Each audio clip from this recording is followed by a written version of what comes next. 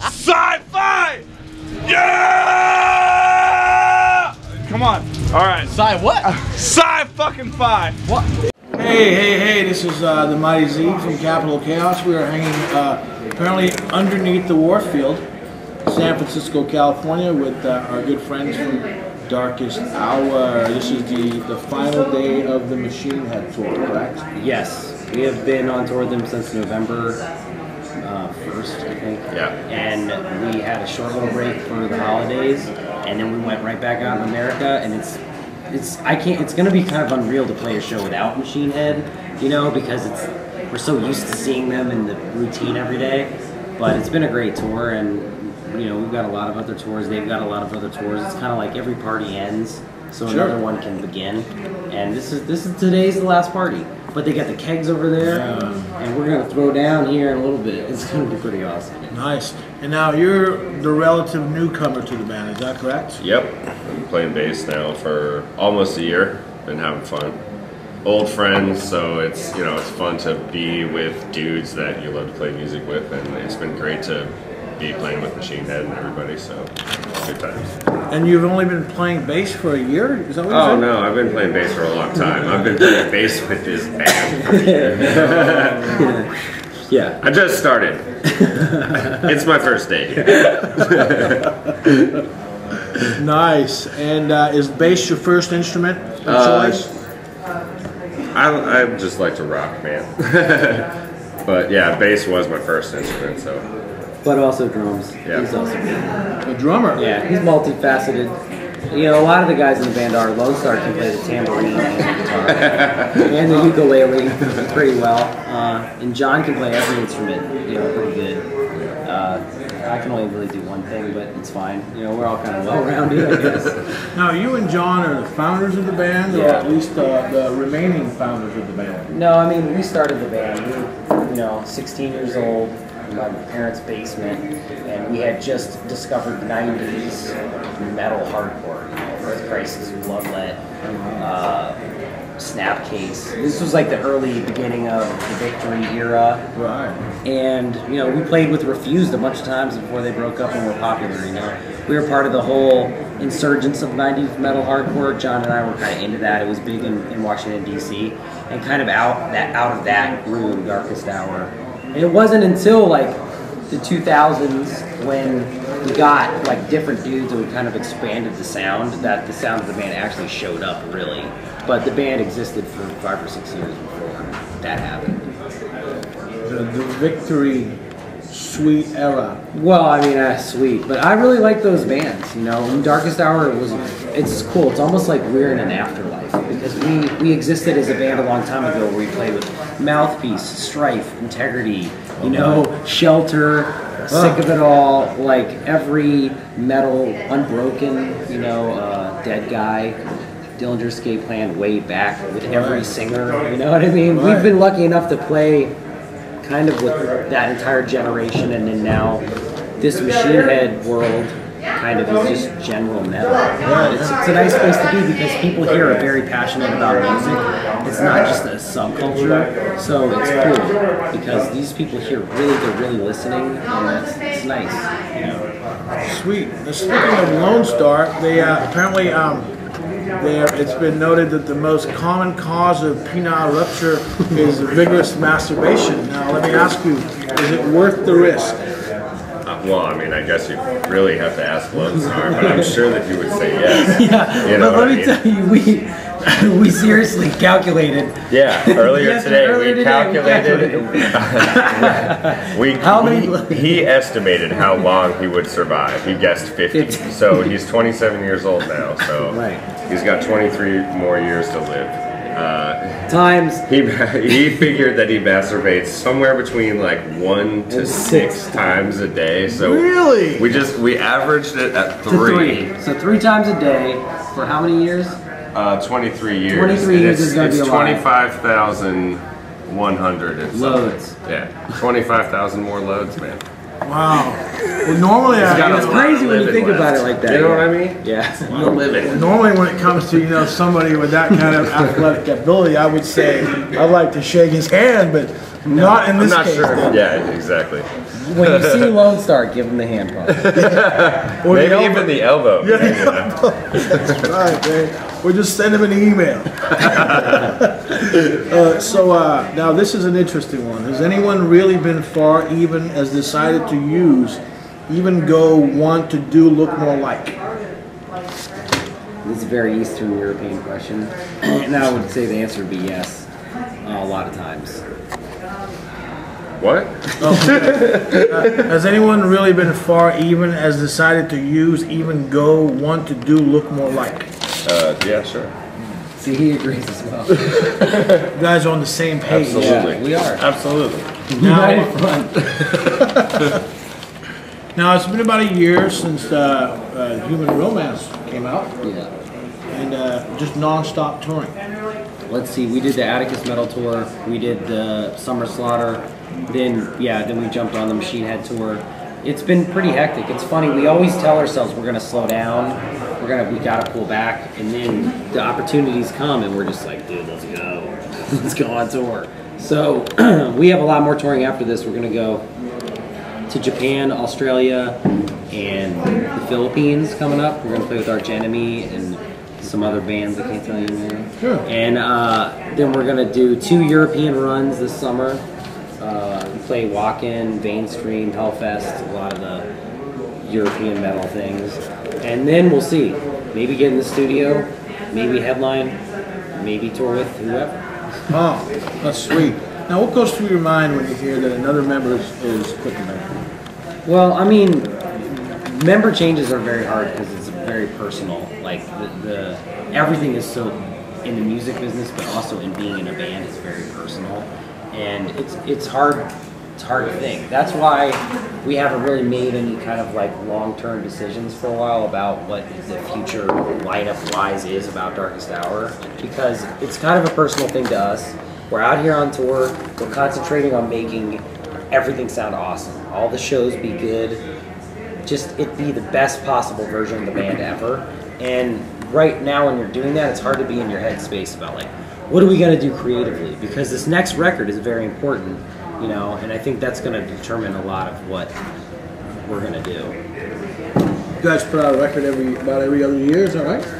Yeah, I mean about every other year. I'm not really sure what the length will be of this one, but I do know when this one comes out, it's gonna be pretty badass. And when you go and write, do you write then, or do you write over a certain amount of time? Well, we've been after we leave the studio, the next day we're writing. Like we'll start writing riffs or whatever, collecting ideas, and sometimes we even use ideas that existed 2 or 3 years ago that never got a fair shake. You know? So we have a little library of awesome ideas, and we're gonna block out some time, hopefully. We're doing after some South by Southwest showcases we're doing. We're gonna block out some time to work on some new material, and we'll see. You know, I think the key is with making any record is not to get too far ahead of yourself. You know, a lot of people like to do that. We just need to get in the room and work on what the next evolution is gonna be, and face that, and then we can take everything from there. Until then, we're out here partying, playing these shows, and you know, making sure every concert's amazing. Have you? Are you from Washington as well? I'm from Virginia. We grew up together. We've been friends for a long time. We went to high school together in Virginia. So we live about 8 miles apart from each other now. So we're the closest guys together, I guess. Holding it down. Yeah, holding it down. Does California still have the best weed in America? Yeah, I would say yes. I mean, you know, that's what I smoke when I'm home in Virginia too. Imported, huh? You know, Sweet, man. You don't ever try to grow your own? you know, it's not really cool in Virginia like it is out here. So AKA not legal. yeah, Oh, I see. not really cool out I there. see. Unless you're puffing on a Virginia Slim or some shit like that. That's a whole Nope. different thing. It's a whole different thing, and definitely not Washington D.C. Oh yeah. It isn't legal there, so. Yeah, they're not hip out there. So you the know? sentences are pretty stiff still. I mean, you know, dudes You get will go to hassled jail. and nobody needs to deal with that. So, Yeah. you know, it's enough of a pain that it's not worth cool. doing. So it's probably always a welcome sight when you see "Welcome to California." Well, yeah, I mean, but there's a lot of other reasons I like California. I mean, first you have the warm weather, then you have In-N-Out Burger, which I enjoy, and then you have awesome shows, great, Mexican food, great burritos. I'm about to tear up a burrito later, straight San Francisco style. So, I mean, there's plenty of good reasons to like LA, San Diego, San Francisco. Everything in the middle, Fresno, Bakersfield. Hell yeah. Insert your California city here. We love California. That's it. Fucking Wairika. So, any new bands you suggest we should check out? We just partied yesterday with Landmine Marathon, old friends of Aaron's, and also of ours. We did our first tour with Ryan Butler's other band, Unra, one of the members. So they seem to be pretty hip. I would suggest you check them out. Let's see. Got a badass chick on vocals. Yes, that's true. It is basically a badass band. You know what I'm saying? Like boat throwers. Yeah, and also, man, the new Van Halen kicks ass. Yeah, we don't we've been rocking that a lot. We've been rocking that a lot. And there's also, there's even like, shit, I could even mention Paul's band. Paul, the bass player that was rocking the band before Darkest Hour, is in a band called Iron Reagan with Tony from Municipal Waste and Ryan, our other drummer. And it was, it's pretty sick, old school thrash. That's new, that just came out. It's badass. We just partied with Brandon from Bleeding Through yesterday. The new Bleeding Through came out. That kicks ass. So he parties? He parties like very differently. He like stands in the corner and he tells us exactly what we know to be true, but still do. And he does hang out though. He does like to party. He just drinks water. Oh yeah. Well, that's cool, man. Partying is partying. There's no rules to it. Now they've determined that doctors can now grow skin from burn victims using the foreskin of circumcised infants. Okay, that's great. I mean, as far as I know, to be honest, I haven't really done a ton of research on the subject, but it seems like if it's just being thrown away or if there's just piles of foreskin being wasted every day. If we've got all this extra foreskin, let's share it. Yeah. Agreed. Apparently they say that they man law. Yeah, for it. Yep. One foreskin, they can stretch it out over an entire football field. Fair enough. One foreskin can be stretched out. Shit, yeah. There's a lot of skin there. We'll have to make sure Lone Star knows that. Yeah. We'll let him know. And now finally, what's it been like touring with Machine Head? It's been awesome. I was familiar with the band. I had, when I was younger, I had Burn My Eyes. I got into Machine Head, And then I kind of meandered on my own musical journey and hadn't really checked them out. And the new record came out right around when we got the tour offer.